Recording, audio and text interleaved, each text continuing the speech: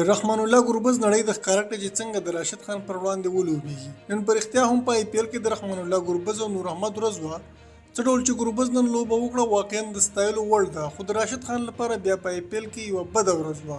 د IPL 9 لوبه کې کلکته نایټ رایډرز د 10 لوبغاړو په سوځېدو 109 منډې وکړې چې رحمان الله ګربز پکې تر ټولو زیات 80 منډې ترلاسه کړې. هغه دا منډې په 9 توپونو وکړې چې 7 شپږیزې او 15 څلوریزې هم ووهلې. دا په IPL کې د هغه دویمه 50 او تر ټولو زیاتې منډې دي. هغه بیا د نور احمد په بال اوټ شو چې راشد خان یې کیچ ونیو، یعنې له افغانانو پرته یې چا مخه ونه شوه نیولی. د ګجرات ټایټنز لخوا نه محمد شامي 3، نور احمد لکنډوال او جوش لیټل 2 لوبغاړي وسوځول. نور احمد نن هم ښه توپچونه وکړه چې په 4 اورونو کې یوازې 21 منډې ورکړې. خو نن د راشد خان لپاره بده ورځ وه، ځکه چې په 4 اورونو کې 450 منډې ورکړې او هیڅ وکټ یې هم وانخیسته. د 180 منډو هدف د ګجرات لوبډلې په 19.5 اورونو کې د 3 لوبغاړو په سوځېدو پوره کړ او د 7 وکټو په توپیر یې په لوبه کې بریا خپله کړه.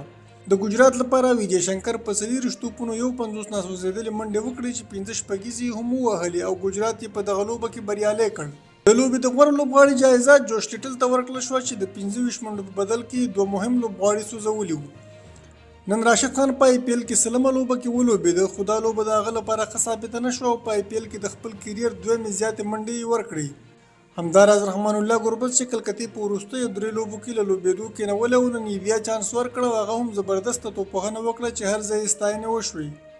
د هغه په اړه بدرینات په ټویټر کې لیکلي وو چې رحمان الله ګربز نړۍ ته ښکاره کړه چې د راشد خان پر وړاندې څه ډول ولوبېږي، ځکه ګربز د راشد خان نه ډېرې منډې واخیستې.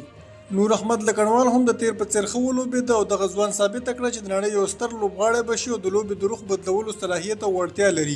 ګجرات په 8 لوبو کې 6 لوبې وګټلې چې د 12 نمرو سره د جدول تر ټولو مخکښه لوبډله شوه.